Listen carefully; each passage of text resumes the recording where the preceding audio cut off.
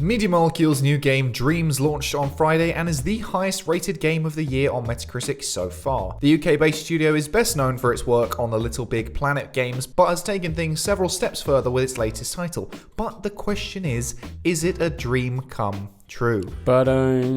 Bet you loved that. Here to discuss it with me is the living drum kit that is Mr. Gareth Evans, evidently. And I am Mr. Henry Cooper. So, in case you don't know what Dreams is, it's a PS4 exclusive that's done pretty well coming out of the gate. It debuted at number 8 on the UK physical sales charts, despite being PS4 exclusive. On Metacritic, it currently sits at 91 critic score and exactly the same user score, 9.1. That's big. Giving it the badges of universal acclaim and must play, so it's been very popular. 22 positive critic reviews at the time of recording, 0 mixed and 0 negative, so people are really behind it, at least in the professional reviewers space. It's doing good, that's for sure. So in the background of this video, you should see a bunch of user-generated things in Dreams. So there'll be some game stuff, probably some animations or short films or whatever. Some of it's really good, some of it's not so good, but it's kind of to give you an idea of what's possible in Dreams, because it's not really a game, it's more like a creation engine, but it's technically a game, and it's from Media Molecule, as I said, who made Little Big Planet, and you can make anything from games, animation, films, art, music, and theoretically, any kind of game can be made in Dreams. Well, not just theory, in practice too. You look at some of this gameplay, man. People have been at it already, and they're just recreating loads of already established really good games. How they're getting away with it in terms of copyright, I don't know. But that's the big question doing mark right there. So you can create anything. It's just a question of how good it is or how playable it is. And people are figuring out little shortcuts to figure out how to do things more efficiently and whatnot. But anyway, so the game was first revealed back in 2013, but was officially launched on Friday the 14th, Valentine's Day, but has been in beta/early access for a while now. It's been there for about 10 months. So it has got an established community. And that community is a big part of the game, and there's a huge emphasis on collaboration. So the idea is that if you're a great level designer, you can find someone who makes really good character models, and then find someone who does really good animation, and then bring it all together in one place. You create your asset, and then you upload it to share with other users who then put it into their projects. Now on to the reviews, which have been very, very positive. First one I've got written down here is from Push Square, who obviously are a PlayStation-centric outlet, so they're more likely to lean towards a higher score, but they gave it a 10 out of 10 and called it outstanding, and they are one of 4 outlets on Metacritic to give it a 100% perfect score. And they said, it may have taken the best part of a decade to make, but the arrival of Dreams feels significant. It represents a whole new way for people to make things and share them with the world. Media Molecule has made a suite of tools that feel intuitive to use, but more than that, it's built a social platform where players can collaborate and explore the imaginations of others. It's a technical marvel, a creative miracle, and one of the most innovative games in years. Now, it's important to note that despite the 10 out of 10 rating, which would suggest a perfect game, Push Square did criticize the fiddly controls, and then it takes a bit of time to get good at it. And on the topic of controls, it can be controlled in 3 ways. You can control it with your motion controls in the DualShock, so moving the controller up and down in the real world will respond in game. You can control it with the PlayStation Move controllers, which I believe is the recommended way from the developers, or you can just use it with analog sticks, whatever's most comfortable for you. And next up, the outlet Spazio Games scored the game an 8.5 out of 10, which was the lowest score so far on Metacritic. Interesting, left 8.5, the lowest score. Crazy. Dreams' latest release might lack serious control improvements over the early access, but a wonderful story mode, and the community's getting better and better at creating unlock this PS4 exclusive's full potential. I'm sure there's a little bit lost in translation there, but it does illustrate how well it's doing considering that's the worst review. And then next up from IGN, who are again very positive, and they gave it a 9 out of 10, calling it amazing. It's a cliche, but Dreams really is something that needs to be played to fully grasp an understanding of. It's unlike anything else, an ambitious project that has been expertly brought to life by Media Molecule, and an audacious experiment in game design that gives you endless ways to enjoy your time with it. That's an interesting little summary, but my favourite line in their review is, after all, the best part of a Lego set is building it, otherwise you just buy a toy ready built. Which is exactly what this kind of game is, because if you want a game ready done and you just want to play, you'd buy another game. But if you want to make the game and do the building yourself like you would with a Lego set, this is the game for you. And I think that's what a lot of user scores, which we'll get onto in a bit, seem to have misconstrued. They seem to have kind of bought into something without really knowing quite what it was. Yeah, it's the ultimate sandbox, isn't it? You Yeah. can do whatever you want. Next up, Carole Quintain, which is a French outlet, scores it a 17 out of 20, which works out exactly 85%. Dreams is a breath of fresh air in a world of video games. It is a huge playground and a real social network where the possibilities are unlimited. Films, music, games, everything seems at hand. Its solo campaign is funny, inspiring, and smart. Nevertheless, despite the clear lessons, games tools are difficult to master. It takes a long time and patience to achieve beautiful things. Yeah, the amount of time it takes to master things is something that is the most common complaint, but I think it's understandable but also unavoidable, because learning something entirely new, like learning to draw, takes time to get good at it, or learning an instrument, like learning any sort of creative thing takes time, and that seems to be very much the case here as well. And then the next one I've got down here is from Destructoid, who are again very positive, gave it a 95 out of 100, saying, "It should feel dull, but it doesn't. Dreams doesn't feel like homework. Part of that is on the intuitive tools, and part of that is on Medium Molecule's community-centric approach. This isn't just another project for the team, it's the culmination of everything they've worked towards since Little Big Planet.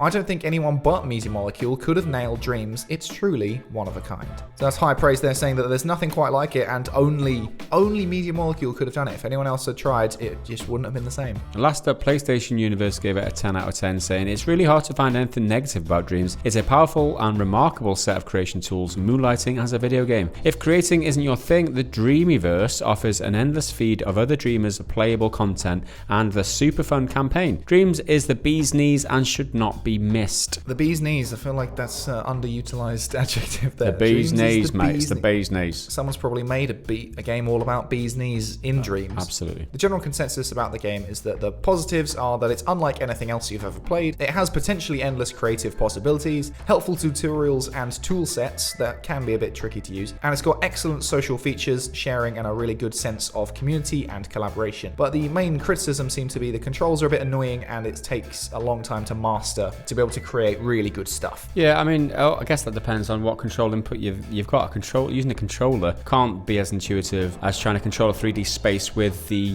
Move controls. Yeah. And the other lingering question for me is: there's a single player campaign on it, and like, what is that like? And like, how long can you play that for? Because to me, Dreams, all it is a creation kit, right? That's what it is. And they've been touting that for ages. I didn't even know there was a single player. Do you know much about that? So that's one thing that these reviews don't really go into in their conclusions. It's kind of threaded throughout the meat of them. But the campaign is, even the word campaign is a bit overzealous. It's like only 2 to 3 hours long. It's very, very short. But the purpose of it is to show you what you could potentially create in Dreams, because it follows the story of this. I think he's a jazz player. He plays a double bass. It's meant to be quite sort of dark and quite melancholic, but then it switches to these colourful characters who look like, your Crash Bandicoot or Sonic the Hedgehog type mascots from years ago. It's part like puzzle platformer, part narrative text-based adventure. It's a really interesting mix of stuff, and it's meant to showcase what you could achieve in Dreams, because all of the stuff made for this little short story mode has been created in Dreams by the developers themselves, so obviously they're the experts. Yeah, and the beauty of a game like this is that the longer that this game exists, the more content there will be, because of the community supporting it and throwing resources and building stuff in it. So this game will only get better with time. Absolutely. I think that's the biggest sort of problem, but it's an unavoidable problem. I want to get the game eventually, but I don't want to buy it right now. I might even buy it in a week's time, because then it will have potentially tripled or 10 times the amount of stuff in there. But when it comes to the user reviews, they're still just as positive. It's got a user score of about 9.1 based on 554 positive, and there's lots and lots and lots of 10 out of 10s in there. 11 mixed reviews and 50 negative reviews at the time of recording. But as I touched on earlier, a lot of the negative ones don't really seem to quite understand exactly what the game is. There's one guy here called Mr. Realms who gave it a 1 and said, "Dreams unfortunately isn't going to make any differences in the ways it claims to do so. The game is absolutely pointless in the eyes of Unreal Engine. All pre-made assets, baby UI, stay away from this mess." Now this guy does make an interesting point about the Unreal Engine. Not everyone can use a full game engine because it's quite a high level bit of software, and the point of Dreams is that it's user friendly. Yeah, it's a lower entry point to the common. I mean, anyone can pick this up and use it. Not everyone can pick up and play Unreal Engine. Okay, there's a bit of a learning curve in terms of the controls and how to start building stuff, but that's the same with anything. But I think it is more accessible than the likes of the Unreal Engine. Yeah, I think the idea is that you start here and then you can eventually kind of graduate graduate to something like Unreal when you get a bit more expertise. Makes sense. And then his comment about all pre-made assets, that's just untrue. That's factually untrue. The point of it is that you create stuff and upload it to other people so that you can use pre-made assets in that they've been pre-made by other people. But part of it is that you make your own stuff. So that's just incorrect. Okay, next up, Jogador says, No final de uma guerra, uma empresa enterga, jojo com grafi... I won't carry on with this. What the translation is, at the end of a generation, a company delivers a game with a 90s graphic that and make the consumer a clown. So that's Portuguese, apparently. I Google translated that, and apparently it's Portuguese. This guy's saying that at the end of a generation, a company delivers a game with 90s graphics makes the consumer a clown. Again, you're misunderstanding what this is. You certainly could say that it has 90s graphics, but it's because it's all created by user stuff. You'd be foolish to expect something that looks like an Uncharted or a Horizon or a God of War, another really good-looking PS4 title. And they got another negative one here from Flowerberry saying, the story mode is disappointing, sure. I mean 2 hours max, which is such a shame. If you enjoyed Little Big Planet in co-op, don't bother getting this game unless you like to create in create mode. And I think that's a fairly valid criticism, but giving the game a 2 out of 10 for that is, it seems a bit unbalanced to me. And saying unless you like to create in create mode, that's literally the point of the game. It's like saying don't buy Call of Duty unless you like to shoot things. I mean, of course. Well, then again, you could argue that the longer that this game is alive, the more complex and really interesting projects are going to be created by the communities, and you never know what will show up. And that's the point. They've only just opened the lid on this box. It's like Pandora's box. You never know what's going to come out of it. And eventually, you could have some really interesting, amazing things created by just regular people who aren't even game devs, and that's the potential that this game has that is completely missed there. It's really interesting if you're not a creative, because you could pick up this game in 6 months time and just dip in, and they think they call it dream surfing, and just be a consumer, just play everything. Yeah. And you don't have to provide anything to it. You can just solely take all you want. You might find something really amazing in there, but you might not as well. You'll probably find plenty of garbage. Although we are reading the most negative ones here, these are obviously overwhelmed by the positive ones. So I'll read a middle of the road one here from Marv's 90s. He says, "Is kind of nice, but definitely not a 10 out of 10. The creations I've played so far feel like indie games or unfinished games. Some FPS creations even give a headache because it feels like low FPS." I think he's trying to say it gives you a headache, but I'm not entirely sure there. Of course they feel like indie games. Did you expect AAA stuff? That they are literally indie games because they are independently made in that they are not funded by a publisher. Yeah, so most of these people giving it a hard time don't understand what it's for. Like the fact that it is a unique offering, and there's no games like this, right? And it's bringing something new. We say this all the time. Like it needs to be like when you're bringing a game, a new IP to the games industry. We always like to explore new ground, and this is exactly what Dreams does. Whether it achieves it, whether it fulfills its ambition or its potential, that's kind of irrelevant in a lot. It's trying something new. Yeah. It's taking a risk, and the majority of people so far seem to have accepted it. That's for sure. I've screenshotted a bunch of these, and I'll throw them all up, but I'm not going to read through all of them. So there's one guy who gave it a 10, said incredible game, amazing campaign, outstanding community creations. Another guy, Dreams is an incredible creativity tool. Another guy, Dreams is a fantastic game. Another guy, believe the hype. People are really, really behind this. Even with all of those loads and loads and loads of positive reviews and loads of perfect scores, it's important to remember that this game has been in early access for about 10 months now, so it's already got a dedicated fan base. So a lot of those people, now that they have the opportunity to review it, because they've spent a lot more time with it, they can jump in and say, yes, this really is amazing. So that there's already brand loyalty there. And I think this is a really good case for early access for a game like this, because there's a lot of problems with the early access model, because it's often, you're literally paying for an incomplete product a lot of the time, and you can be scammed. But I think for something like this, which it was premium, like it was a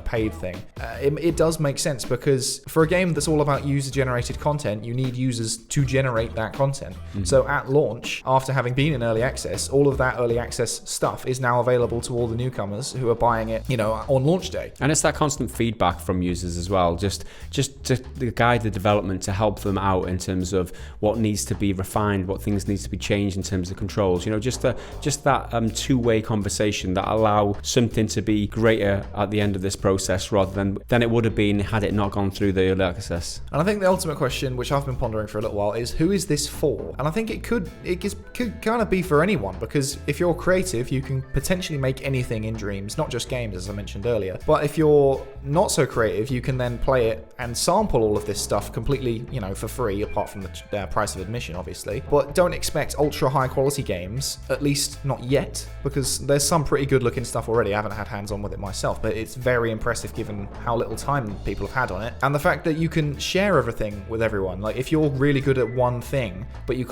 don't have enough skills in other areas like design or something, you can collaborate and come together, work with other people. And the game's not shipped at full price, from what I can gather. On Game in the UK, online and in store, because I saw it in store, it's about £35, and the same on Amazon. It's not the full price of admission. It's not a 50 quid game like a lot of them are these days. Yeah. And arguably, you're getting a whole lot more content. But anyway, that's it for our little review roundup of Dreams. I'm quite keen on it, but I haven't played it just yet, and I don't know if I will review it. I don't even know how these people did manage to review it, because it's not like a conventional game.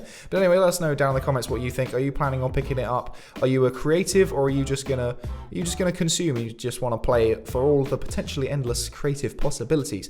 If you like the content and want to see more, make sure you hit the subscribe button and the bell. Leave the video a like to give it a boost. Go on over to patreon.com/prettygoodgaming to support the content we create. I've been Henry, he's been Gaz. We'll see you next time. Bye for now.